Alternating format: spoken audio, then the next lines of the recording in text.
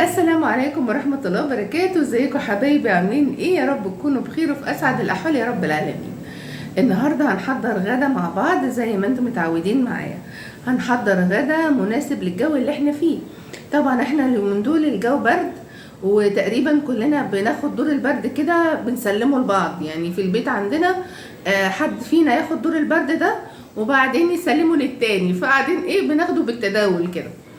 فالنهارده هعمل لهم اكله كده تساعد على ان البرد ده يخرج مننا بقى ويطلع من البيت، عشان تعبنا بصراحه.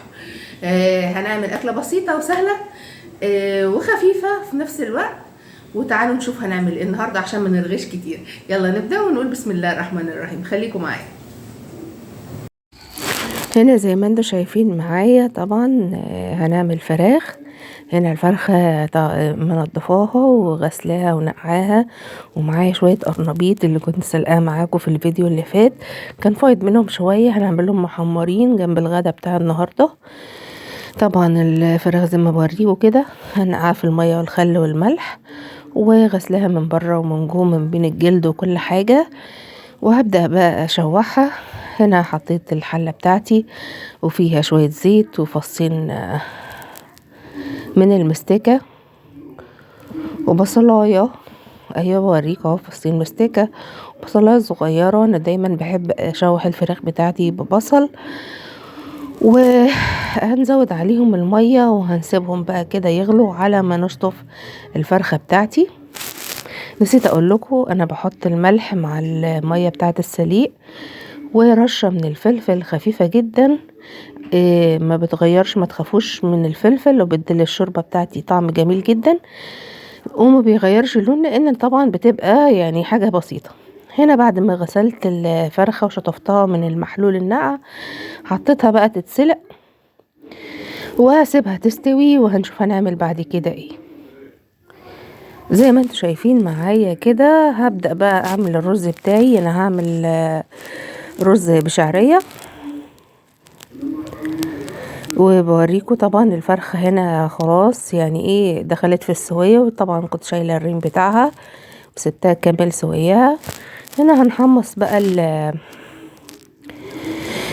الشعرية زي ما انتوا شايفين كده لحد ما تاخد اللون الذهبي.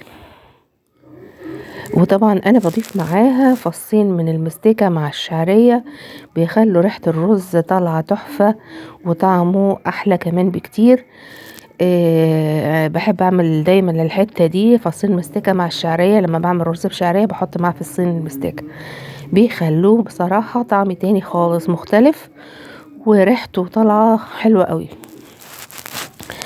هنا طبعا بعد ما الشعرية اتحمصت معايا هضيف لها الملح وهسيبها تغلي شوية على ما اغسل الرز بتاعي. غسلنا الرز وهنضيفه طبعا للشعرية كده وللمية، بس انا حاسة كده ان المية كانت قليلة على الرز، فهزودها شوية وهسيبه يستوي.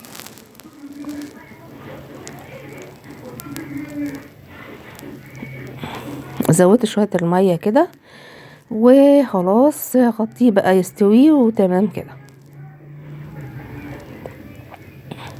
لازم المية طبعا عشان الرز بتاعك يبقى مظبوط ومفلفل يبقى فوق الرز سنتي مية. ده للبنات اللي لسه بيتعلموا الطبيخ يا جماعة.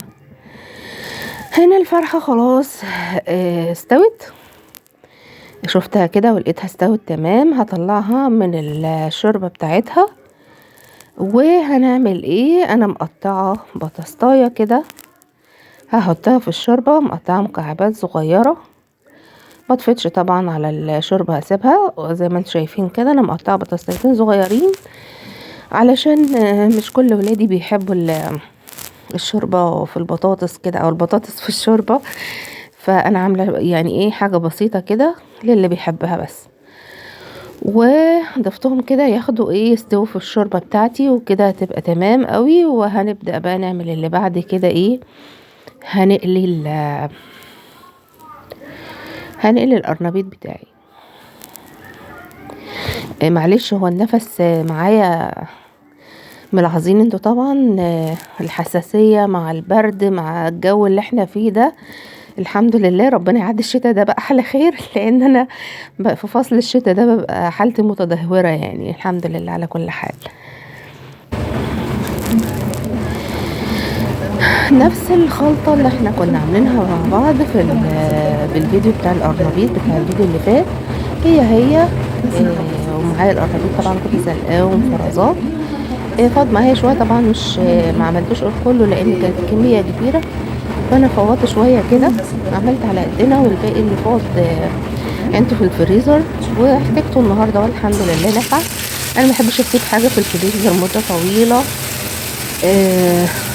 مش عارفه يعني، ما بحسش انها بتبقى يعني طعمها بيتغير، او ما اعرفش، ما بحبش اسيب الحاجه في الفريزر مده طويله. فانا قلت ايه اعملهم في اقرب فرصه، فكانت بقى قلت اعملهم جنب الفرخه عشان ما عنديش خضار تاني موجود عندي، يعني وبعدين يعني عندي ولادي بيحبوه كده، فسهله وقريبه، فعملته بقى بسرعه كده زي ما انتم شايفين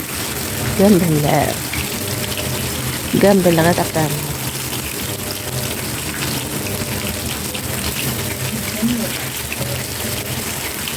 هكمل تحميره ونشوف هنعمل ايه بعد كده.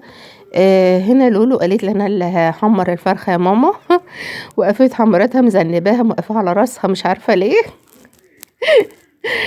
المهم يعني حمرنا الفرخه وعملنا القرنبيط وكده، خلصنا الغدا بتاعنا زي ما انتوا شايفين معايا. غدا بسيط وسهل وسريع ومناسب للجو البرد اللي احنا فيه. وكده الفيديو بتاعنا خلص، واشوفكم ان شاء الله في فيديو جديد.